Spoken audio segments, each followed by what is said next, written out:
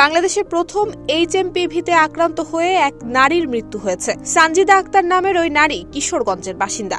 15 জানুয়ারি সন্ধ্যা 7টার দিকে রাজধানীর সংক্রামক ব্যাধি হাসপাতালে চিকিৎসাধীন অবস্থায় মৃত্যু হয় তার। দেশে HMPV শনাক্ত হওয়া কারো মৃত্যুর ঘটনা এটিই প্রথম। এর আগে গত 12 জানুয়ারি এই নারীর দেহে ভাইরাস শনাক্তের তথ্য জানায় IEDCR।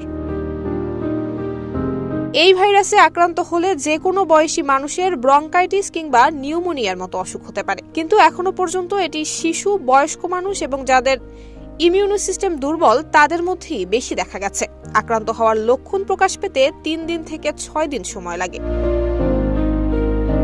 আক্রান্ত হলে ঠিক কতদিন ভুগবেন একজন মানুষ তা নির্ভর করে সংক্রমণের তীব্রতা এবং আক্রান্ত ব্যক্তির শারীরিক সক্ষমতার উপর। আমেরিকার সেন্টার ফর ডিজিজ কন্ট্রোল বলেছে, HMPV রয়েছে এমন বস্তু বা স্থানকে স্পর্শ করলে কিংবা আক্রান্ত ব্যক্তির হাঁচি কাশির ড্রপলেট লেগে থাকা স্থান, যেমন দরজার হাতল, লিফটের বাটন, চায়ের কাপ ইত্যাদি স্পর্শ করার পর সেই হাত চোখে, মুখে, নাকে ছোঁয়ালে HMPV ছড়াতে পারে। এই ভাইরাস অনেকটা কোভিডের মতো।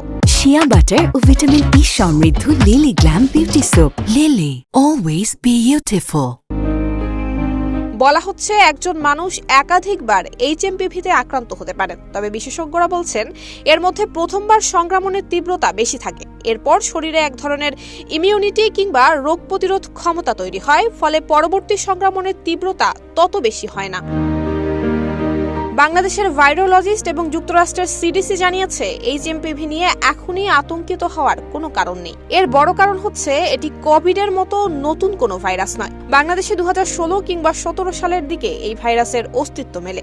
ভারত, চীন সহ বিভিন্ন দেশে ইনফ্লুয়েঞ্জা ধাঁচের এই ভাইরাসে এর আগেও মানুষ আক্রান্ত হয়েছে বলে তথ্য মিলেছে।